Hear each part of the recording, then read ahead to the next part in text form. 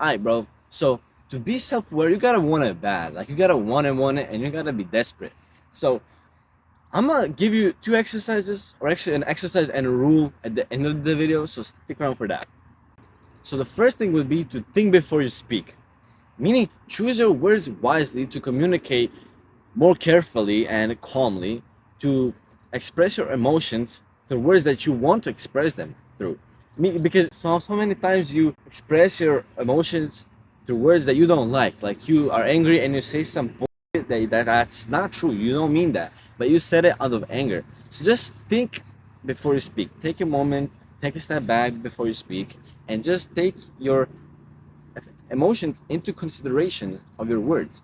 Next would be trying time management. And I know that time management is a skill that everybody needs, because let's say you're in academics and you need to have time management if you're in college, if maybe even in high school, as early as that. But it's because you need to time manage your days pretty much, just to plan out your days in like when you're going to eat, when you're going to exercise, when you're going to study, all of that needs to be within the time management skill. And why in this particular area of self-awareness time management is useful, because it makes you aware of your strengths and your weaknesses. Because let's say you're exercising, you put the exercise for an hour and a half, and you go to exercise and you can only exercise for 45 minutes because you're weak. That is your weakness. So take that into consideration. The next thing would be journaling. And I love journaling. I made a video about that. I'm going to link it up there. And journaling can help you identify your bottled up emotions, the emotions that you had bottled up within the whole day, within the whole week, maybe the whole month, and just going at the end of the day and writing down your emotions on the piece of paper, identifying all the emotions or the fury, stress, anxiety that you felt that you had throughout the whole month. That can help you greatly with self-awareness, bro. Then about self-awareness, practicing patience, especially when you're angry or impatient, that can help you get a sense of your mindset and emotions. Because when you're angry, let's say in a traffic rush, when you're in a traffic rush and you are in this long line, it's hot, a sunny day, you're late to work, or you're just late to school, and practicing patience, taking a deep breath, they can calm you so much and make you a bit more patient. So practice patience, bro. So the next two things are empathy and humbleness, topics on my two last videos.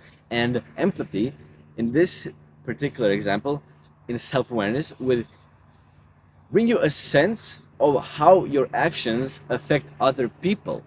And it would build compassion with them. Because if you're empathetic with somebody that you're speaking with and they're a bit sad and they're little miserable, you gotta just be there for them, hear them out, and your action of hearing them out and being soft spoken will affect them by making them happy, making them feel heard, making them lighthearted, and bringing up their mood, right?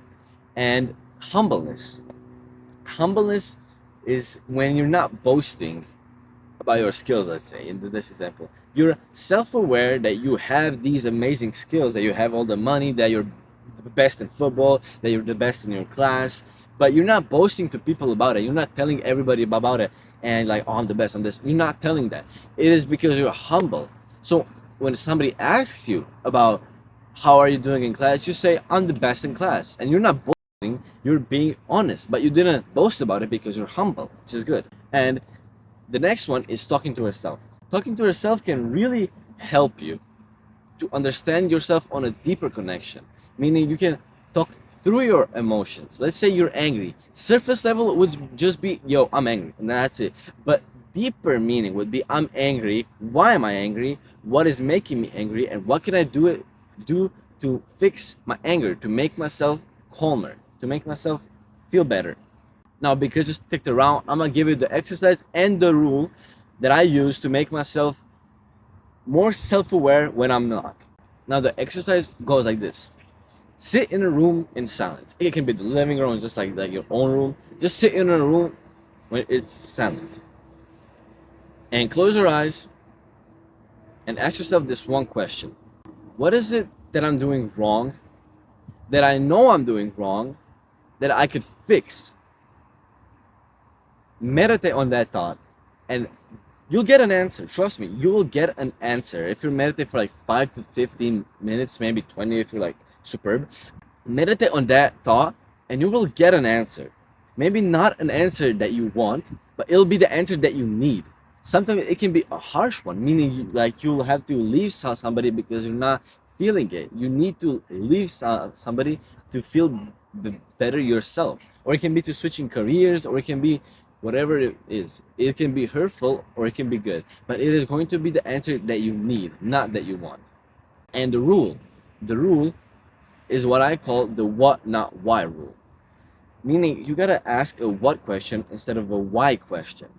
For example, if you're anxious, you would probably ask, why am I feeling anxious? Or why do I feel anxious? That's bad, because that just brings endless possibilities, and it brings overthinking to infinity and beyond. You're going to overthink to infinity and beyond. So just asking a what question instead of a why question would be like, what can I do to feel better? And that would create a plan towards doing something, or to feeling better, towards feeling better. So let's give you another great example. When you're doing something wrong, why am I doing this wrong? That will again make you overthinking to infinity and beyond. But if you were to ask, what can I do to make this better, or what can I do to fix this, it would create a plan towards fixing it and making it good instead of wrong.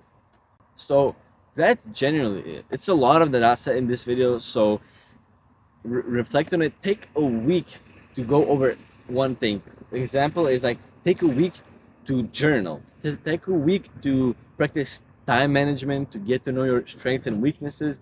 Take a week to practice empathy on your compassion friends, on strangers, even just like to practice empathy. So do that. Take your time. You have enough time in your life. Don't rush into things. Don't rush into things. Good things do not come fast. Good things take patience. So you be patient as well. Take care. Stay positive. Bye bye.